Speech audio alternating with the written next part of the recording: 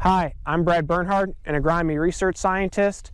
Today, I'm at our Geneseo, Illinois Agronomy Research location. I'm standing in our sulfur on soybean study. It's a very simple design. We have 4 varieties in this study, and each variety either received sulfur or didn't.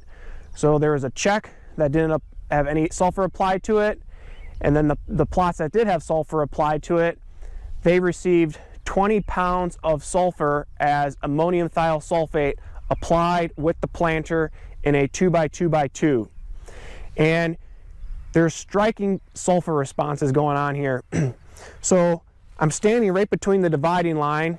These plots on this side are the check, did not receive any sulfur. These plots on this side receive that 20 pounds of sulfur as ATS applied at planting. And you can see that these plots not only have more biomass, but they're also greener than the plots that did not receive sulfur. Now, one of the reasons why there's such a striking difference going on in this field is we're on a lighter soil and it's a little bit sandier. It's also pretty low in organic matter, only about 1.5% organic matter. So there's not very much sulfur being supplied from the soil through mineralization. So here's what the soil looks like at this location. Again, it's pretty light, a little bit of sand in there, low organic matter. Again, probably not mineralizing much sulfur in this field. And that is why you can see the striking difference in the plots that receive sulfur and the plots that did not receive sulfur.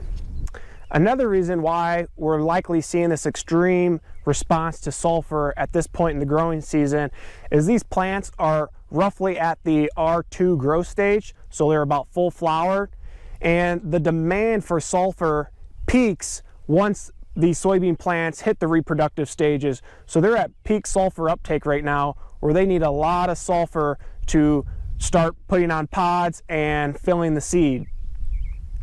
Sulfur deficiency symptoms are yellowing of the newest growth on the soybean plant, so the last trifoliate.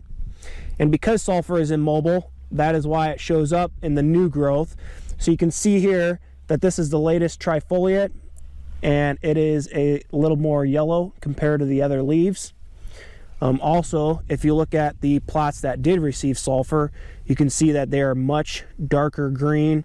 Even the newest growth is also green compared to what did not receive sulfur.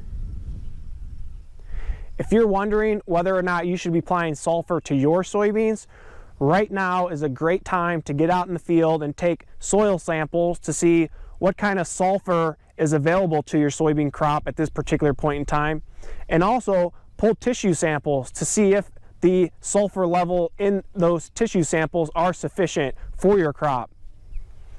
If your soil samples are low in sulfur or your tissue samples are low, you should be thinking about applying sulfur to your soybeans in the spring. Tune back in at the end of the growing season to see what kind of yield difference are we going to get from the plots that received 20 pounds of sulfur compared to the plots that did not in this research trial.